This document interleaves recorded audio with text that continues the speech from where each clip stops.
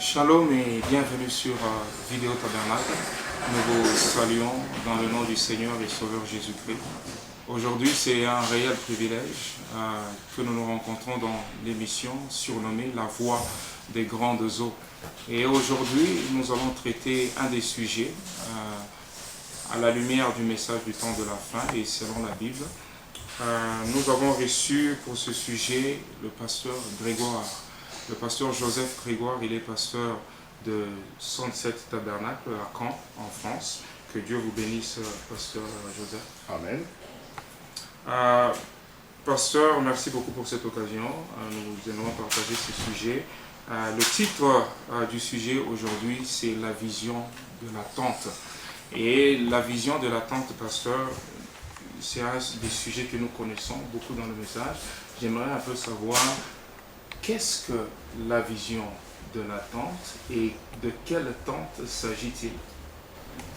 La question sur la vision de la tente ne devait pas être en principe une question.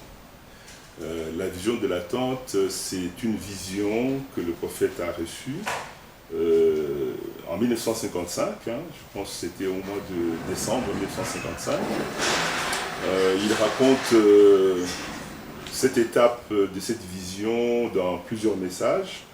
Et le premier message qu'il va prêcher le 1er janvier 1956 au Branham Tabernacle, il va parler de pourquoi les gens sont-ils si ballottés. Et c'est la première fois en public qu'il va évoquer cette grande vision que Dieu lui avait donnée à la fin de l'année 55. Et dans cette vision, d'abord, il faut savoir qu'une vision, c'est la parole de Dieu qui vient au prophète. Et c'est une parole infaillible. C'est pour cela que Frère Branham répète souvent aucune vision qu'il a reçue de Dieu n'a échoué. Donc c'est vraiment un solide fondement de la foi, de savoir que quand Dieu donne une vision, c'est une chose absolue, c'est une chose véridique et elle doit s'accomplir. C'est pour ça que le prophète Habakkuk, par exemple, dans Habakkuk chapitre 2, parlant de la vision de Dieu au prophète, quand la parole vient au prophète, il dit la vision, elle peut traîner, elle peut attendre, elle peut être peut-être elle peut être différée, elle peut prolonger son apparition, son accomplissement, mais il faut l'attendre. Il faut l'attendre, parce que la vision, c'est l'éternité. La vision n'est pas dans le temps, elle est dans l'éternité. Donc Dieu ne fixe jamais une date, il ne donne pas un temps donné à la vision. Il dit seulement, ceci est ma parole qui vient au prophète. C'est comme une alliance avec son prophète, et cette chose va s'accomplir quand Dieu a prévu que ça s'accomplira. Donc, juste pour résumer la vision de l'attente, nous savons que dans ce que nous appelons la vision de l'attente, parce que Frère Branham ne l'appelle pas vraiment vision de l'attente, Frère Branham parle de la vision du troisième pôle. Il parle de la vision du troisième pôle. Ça veut dire quoi? Ça veut dire que pour Frère Branham, dans la vision, il y a eu 3 temps majeurs. Il en parle dans le message « Qu'est-ce qu'une vision ?» Là, il donne vraiment le compte rendu complet. Il dit dans cette vision, il a vu plusieurs séquences. 2 séquences premières qui consistaient aux campagnes de Mexico et qui se sont accomplies. Ensuite, il y a eu la 3e séquence qui, elle, concernait plus précisément le 3e pôle, c'est-à-dire l'ange lui montrait qu'il avait commis des erreurs dans le premier pôle qui concernait la guérison divine, lorsqu'il expliquait chaque fois ce secret, comment ça se passait dans la main, et comment il arrivait à prier pour les malades et avec succès. Ensuite, le deuxième poule, il a aussi expliqué comment ces choses se passaient, et le Seigneur lui disait en fait d'avoir mal agi. Et quand le prophète s'est vraiment repenti en demandant pardon au Seigneur, le Seigneur lui a montré la troisième phase de son ministère, et j'insiste sur le ministère du prophète. Cette troisième phase, c'est la phase du troisième poule. Et là, il lui a montré que cela sera un grand secret. Ce sera quelque chose que le diable, ne pourra pas imiter, parce que c'est couvert par un silence complet. Deuxièmement, lui ne pourra jamais l'expliquer au public, parce que ça lui était interdit. Voilà, et l'ange lui a montré également, et là il rappelle ça dans le 7e sceau, hein, quand on parlera peut-être du 7e sceau, et on verra que chaque fois que Frère Branham parle du 7e sceau, il le connecte au troisième poule. Et chaque fois qu'il parle du troisième poule, il le connecte à l'attente, à la vision de l'attente. Eh bien, j'aimerais un peu savoir, c'est quoi exactement cette vision de l'attente? Qu'est-ce que cela implique dans ce qui devait être accompli? Cette vision par rapport à l'attente, ça implique quoi exactement? Alors, c'était, il faut savoir que Frère Branham il aurait dit souvent dans tous les messages, que chaque fois dans son ministère, il souffrait de l'affaiblissement. C'est-à-dire, quand il priait pour les malades, il arrivait à un moment donné où il était tellement épuisé qu'il ne pouvait pas prier pour plusieurs malades, pour beaucoup de gens. Et c'était un vrai problème pour lui. Alors là, Dieu lui donne une promesse. Il lui dit, premièrement, il y a un temps qui viendra où tu ne seras plus fatigué physiquement. Quelque chose de spécial va se passer. Ça sera dans une tente. Et Frère Branham voit cette tente. Et l'ange du Seigneur l'amène dans cette tente. Et à l'intérieur de la tente, il y a une sorte de petite maison, qui est une maison dans laquelle il y a seul le prophète. Et il y a une longue file de personnes qui sont malades, mais personne d'autre n'entre que le malade qui est concerné. Dans cette vision, Frère Branham décrit en disant, on voit entrer quelqu'un qui était sur une civière, un brancard. Il entre dans cette petite cabane, une sorte de petite maison à l'intérieur de la tente, sur la plateforme. Quand il sort de l'autre côté, il est complètement rétabli. Complètement rétabli. On lui demande par un journaliste, une journaliste qui lui demande, qu'est-ce qui est arrivé à l'intérieur? La dame dit, je ne sais rien de ce qui s'est passé. C'est un mystère total. C'est un secret total. Et pas une personne. Les personnes suivantes, c'était pareil. Et le prophète dit, j'ai posé la question à l'ange, mais qu'est-ce qui se passe là, dans cette petite maison à l'intérieur? Et l'ange lui dit, je t'amènerai là-dedans, et alors tu auras la révélation du secret. Tu connaîtras le secret. Mais Frère Branham ajoutera, ce qu'il m'a dit, je ne le dirai jamais, et je mourrai avec le secret, et j'irai avec dans ma tombe. Pasteur Joseph, la vision de l'attente, aujourd'hui, nous en parlons. Pourquoi cette vision est-elle importante? Pourquoi devions-nous rappeler cette vision? Est-ce quelque chose que nous devions attendre de voir s'accomplir? Quelle est l'importance de la raison pour laquelle nous parlons de cette vision? Attendons-nous cette vision à s'accomplir? Ou bien c'est quelque chose qui est déjà accompli?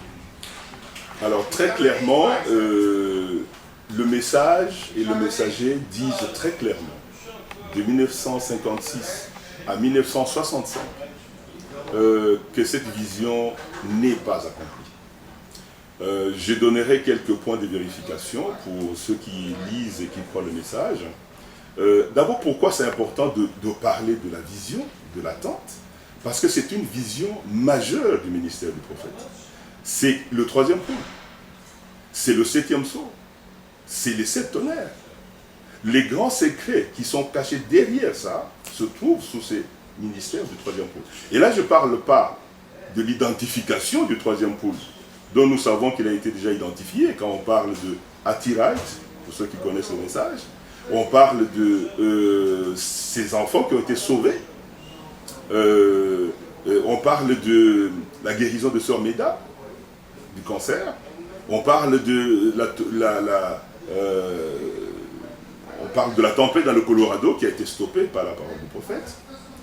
Tout cela, frère Branham dit dans Tourner les regards vers Jésus, il dit c'est l'identification. Le troisième pôle a été identifié. Mais quand on parle de la vision de l'attente, ce n'est plus l'identification, c'est le travail. C'est le travail. Là, c'est le ministère qui entre en pleine force. Donc, pour dire que c'est une grande promesse. C'est quelque chose que le croyant du message... Vous savez, frère Branham dit, je crois que c'est dans Dieu caché et révélé dans la simplicité. Frère Branham dit, dites ce que les visions disent. Dites ce que les visions disent. On a l'habitude dans le message de dire souvent, répétez ce que les visions disent. Mais on oublie de dire ce que les visions disent. Il ne faut pas interpréter une vision. Le seul et la seule autorité plutôt qui interprète la vision du prophète, c'est Dieu qui parle à son prophète. Pasteur Joseph, vous avez identifié la vision de l'attente comme étant le troisième pôle, les 7 sceaux, les 7 tonnerres. Or, nous savons que les 7 sceaux et les 7 tonnerres ont déjà été révélés. Et ont déjà été révélés en entièreté. Oui. Alors, si vous identifiez cela aux 7 sceaux et aux 7 tonnerres qui ont été révélés déjà au préalable, comment est-ce que le reste doit être encore révélé plus tard dans le futur? Alors, la question ne doit pas m'être posée, mais elle doit être posée au prophète. Le prophète dit, dans le 7e sceau, il dit qu'il y a un grand secret qui se trouve derrière. Nous sommes à l'ouverture du 7e sceau. Mais quand il parle du 7e sceau, il dit il y a un grand secret. Regardez dans les paragraphes 248 par exemple, frère Branham dit à partir de ce moment, un grand secret se trouve posé derrière ce mystère, derrière les 7 tonnerres. Il y a effectivement les 7 tonnerres que nous connaissons, qui sont la voix de Dieu, c'est-à-dire la parole de Dieu qui a été envoyée par le prophète. Le troisième pôle est aussi dans une autre facette, elle est la parole qui est venue. Le 7e sceau, c'est aussi l'ouverture, la naissance de la parole entière. Mais il reste pour le prophète que, bien que tout ceci soit rendu public, il y a un grand secret qui n'est pas rendu public sur l'ordre de Dieu. Et le prophète dit, vous pouvez voir dans le 7e sceau, il dit sur le 7e sceau, il dit j'ai la révélation que ce 7e sceau se déroule en 3 points. Il dit en 3 points. Il dit pour l'instant, je veux vous en donner un point de cela. Sur les 3, il n'a donné qu'un point. Donc, et il dit, c'est pas moi, c'est lui qui dit. Lui, il dit, toujours dans le 7e sceau, il dit, le reste de ceci, nous le connaîtrons plus tard, quand Jésus lui-même apparaîtra de nouveau sur la terre. Et nous savons, ça veut dire quoi, l'apparition de Jésus sur la terre? C'est à travers le prophète. Alors, frère pasteur Joseph, excusez-moi, cette vision de la tente, est-ce une tente physique où les gens doivent y entrer, comme c'était dans la vision, dans une civière, où quelqu'un y entre et sort par de l'autre côté? Est-ce cela que nous devrions, à quoi nous devons nous attendre? À une tente physique et les gens y entreront et seront guéris par la suite. Est-ce une tente physique? Lorsque Dieu promet, lorsque Dieu donne sa vision au prophète, il est bien important pour nous de ne pas oser l'interpréter. Tu sais que nous savons tous que les 3 grandes choses qui nous ont interdit de faire et que malheureusement nous sommes souvent tentés de faire, c'est de mal interpréter la parole ou la vision, c'est de disloquer la parole ou la vision, et c'est de mal placer la parole et la vision. Ces trois choses, personne n'accepte aujourd'hui dans le message qu'il les fait. Mais on sait que beaucoup le font. Qu'est-ce qu'on appelle une mauvaise interprétation? Une mauvaise interprétation aujourd'hui, c'est l'interprétation particulière de quelqu'un. Ça ne veut pas dire qu'il interprète mal parce qu'il ne sait pas. C'est parce que lui, il prend la place du magistère. Le magistère, c'est le pouvoir de l'infaillibilité. Le pouvoir de l'infaillibilité du prophète. Mais pasteur, nous ne parlons pas d'interprétation, mais quand même, en tant que l'épouse, nous attendons à quelque chose. Et selon cette vision que vous venez d'expliquer, il y a un déroulement de certains événements. Alors, si cette vision étant l'une des choses importantes, vous, en tant que conducteur, vous préparez l'épouse à quelque chose. Alors, à quoi l'épouse s'attendrait-il par rapport à cette vision de l'attente et de ce déroulement des gens qui y entraient et qui étaient guéris? Alors, j'aimerais d'abord dire par rapport au problème de l'attente, est-elle physique ou est-elle spirituelle? Je dis, et sans hésiter, clairement, que l'attente n'a rien à voir avec une position spirituelle. Il s'agit absolument de quelque chose qui est physique. Je veux vous lire le prophète, puisque dans le message Vie cachée avec Christ, Frère Branham dit, j'ai emprunté 100 000 $. 100 000 $ qui doivent aller avec cette tente. Il dit, c'est 100 000 $ qu'un ami de bonne foi m'a prêté et sans intérêt. Il dit, je garde cette somme pour vous montrer que moi-même je crois à cela. Donc, oui, donc il dit, ça c'est en 1956. Nous continuons en 1962. 1962, dans l'état présent de mon ministère, Frère Branham va dire, de toutes les visions que Dieu m'a données dans mon ministère, toutes ces visions sont accomplies sauf une.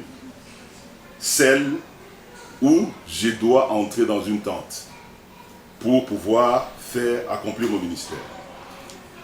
Nous sommes en 62. En 1963, dans Tourner les regards vers Jésus, Frère Branham va dire la même chose. J'attends cette tente, vous savez qu'il y a une vision à ce sujet. 1965, honteux de lui. Je peux vous lire directement cette citation parce qu'elle est capitale. Dans Honteux de lui, Frère Branham dit, vous savez qu'il y a une vision au sujet de ma propre tente que le Seigneur m'a promis et il m'a donné une vision, paragraphe 16, et il m'a donné une vision à ce sujet. Et je crois que le temps est maintenant proche. Nous sommes le 11 juillet 1965. Et je peux continuer. Dans Le berger et la bergerie, Frère Branham dit, j'attends cette vision et cette tente, je l'attends comme un enfant attend un jouet de Noël. Pasteur Joseph, si vous parlez de la tente physique et vous montrez les citations où le frère Branham attend une tente, oui, où il attend l'accomplissement de cette chose. Nous voyons qu'aujourd'hui, en 2013, le prophète n'est pas là. Comment est-ce que cette écriture ou cette vision s'accomplirait parce que le prophète n'est plus? Alors, il s'agit même là d'une réponse de la foi. Il ne nous est pas permis, en tant que croyants, de poser cette question-là à Dieu ou à la parole, de savoir comment Dieu va le faire. Dieu fera ça, puisqu'il a promis. C'est ça la foi d'Abraham. Comment le fera-t-il? Abraham n'a jamais posé la question. Nous non plus, nous ne posons pas la question. Frère Branham, dans la foi parfaite, juste par rapport à cette question, parce que je sais que ce sont des points qui semblent à choper les gens dans le message, parce qu'ils se posent la question, mais comment il va revenir? Quand vous parlez de revenir, qui doit revenir? Le prophète. Le frère Branham doit revenir. Parce que c'est une promesse que Dieu a faite à son prophète. Alors on dit, est-ce que le prophète va revenir? Bien sûr que le prophète va revenir. Tout le monde sait que le prophète va revenir. Seulement, la chose qui, je le dirais déjà rapidement, c'est que le retour du prophète sur la scène dérangera beaucoup de ceux qui ont érigé des systèmes de doctrine et ils ne savent pas où le placer. Pasteur Joseph, c'est important. Vous avez dit tout le monde sait que le prophète va revenir. Je suis parmi les gens qui ne savent pas que le prophète va revenir. Peut-être il viendra à la résurrection. Par exemple, au moins vous savez qu'ils peuvent lire à la résurrection. La résurrection est une promesse générale. Ce n'est pas une promesse particulière au prophète. Dieu peut faire exactement ce qu'il veut. Soit le prophète vient à la résurrection, la première résurrection, comme Jésus est venu à la résurrection. Et nous savons que Jésus est venu au moment où les saints de l'Ancien Testament aussi étaient ressuscités. Je pense que nous sommes d'accord là-dessus. Voilà. Sauf que, il faut prendre le type et aller jusqu'au fond. Quand Jésus ressuscite, il y a les saints de l'Ancien Testament qui sont ressuscités, que Caïphe, d'après Frère Branham dans l'ensevelissement, Caïphe aurait vu Sarah et Abraham. Mais ces saints de l'Ancien Testament, ils ne sont pas entrés dans la ville accomplir un certain ministère. Par contre, Jésus, pendant environ 30 ou 40 jours, va rester avec les disciples. Il va exhorter, il va prêcher, il va enseigner les disciples. Voilà. Pasteur C'est un type. Avant d'aller dans ce type de la résurrection, j'aimerais que vous puissiez identifier, selon Frère Branham, nous parlons des types. Quel est le type de la Bible que Frère Branham accomplit quand il revient? Identifiez-nous un peu selon le message. Quel est le type de la Bible que Frère Branham, à son retour, accomplit? Alors, le type il est très clair si nous rappelons d'abord ceci, que nous savons que dans le prophète, il y a des citations que certainement tu dois connaître, dans les citations dans lesquelles il est dit, je crois que c'était à Dallas qu'il avait eu ce message, le frère Branham a confirmé que c'était la vérité, que dans ce ministère, le ministère de cet homme, va se déployer l'esprit d'Élie, l'esprit de Moïse et l'esprit de Christ. Et Christ, c'est Jésus. Nous avons vu l'identification d'Élie, nous savons le ministère de la restauration, nous avons vu le ministère de Moïse avec le 3e exode, mais nous savons également qu'il y a un ministère de Christ, et Christ a eu un ministère avant la résurrection et après la résurrection. Donc, il est typifié dans les Écritures. Et ce n'est pas pour rien que Frère Branham dit, quand les morts en Christ ressusciteront, quand ils reviendront, je pense qu'il le dit dans Laisser échapper la pression de 1962, quand les morts ressusciteront, ils resteront avec les vivants environ 30 jours. Et il prend exactement le modèle des saints de l'Ancien Testament, quand ils sont ressuscités, ils sont restés, avant l'ascension, ils sont restés environ 30 à 40 jours. Pasteur Joseph, vous avez identifié le type de Christ, disant qu'il avait eu un ministère avant la résurrection et après la résurrection. Le ministère de Christ avait été interrompu parce que Christ devait aller préparer une place pour le royaume. Parce qu'il a dit que là où je suis, vous serez aussi. Alors, cela veut dire que le ministère de Christ était interrompu pour un but. Alors, quel est le but pour lequel Dieu avait interrompu le ministère de Frère Branham pour le continuer après sa mort? Je ne peux pas savoir tout de ce que Dieu pense et les raisons pour lesquelles il le fait. Si Dieu nous expliquait vraiment tout ce qu'il fait et pourquoi il le fait, je pense que nous n'aurons plus besoin vraiment de la foi. Dieu, dans sa parfaite volonté, il a interrompu le cycle terrestre du prophète. Et je crois, puisque Dieu ne ment pas, parce que la promesse de Dieu ne peut pas faillir, si nous avons une foi parfaite, nous allons croire tout ce que le frère Branham a dit, c'est que les visions disent, et que Dieu est capable de le faire au-delà de ce qu'on peut penser, imaginer. Dans la foi parfaite, frère Branham dit quelque chose d'extraordinaire, mais qui est pourtant vrai et très simple. Il dit avec la foi parfaite, si Dieu me dit, aujourd'hui, va au cimetière présidentiel des États-Unis, pour aller ressusciter George Washington, le premier président américain, il dit, j'appellerai le monde entier. Je dirai, gentlemen, venez vous asseoir, parce que George Washington sera avec nous dans quelques instants. Pourquoi Comment Dieu va le faire? Je ne suis pas un incrédule, je suis un croyant. Et je crois que le Dieu que nous servons est capable de ressusciter le prophète pendant la résurrection ou avant la résurrection, s'il le veut. Alors, pasteur, quand le prophète ressuscite, quand il vient dans quel corps? S'il y a résurrection, à la première résurrection, nous savons tous, puisque le type c'est le type de Christ, il doit être dans le corps glorifié. Et c'est dans ce corps glorifié où il va continuer son ministère. Absolument, Jésus l'a fait.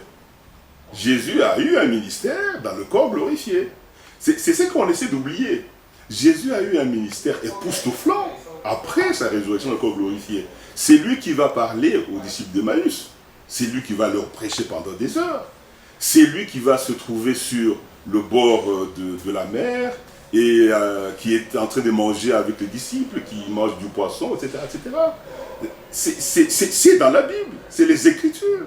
Et Frère Branham nous montre que ces choses-là vont se répéter. Ça va se répéter.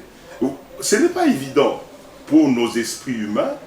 Déjà, nos pères, les disciples et les apôtres, avaient du mal quand le Seigneur leur disait « Je mourrai, je reviendrai, je reviendrai, je reviendrai ». Mais ils ne croyaient pas, ils entendaient, mais ils ne réalisaient pas ce qu'il disait.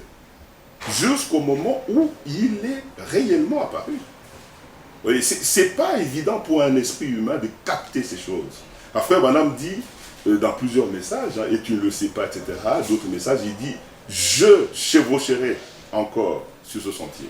Je chevaucherai encore sur ce sentier. » Et il répète ça plusieurs fois, et toutes les visions qu'il va avoir entre 64 et 65 concernent que cette sorte de retour glorieux, victorieux qu'il va avoir.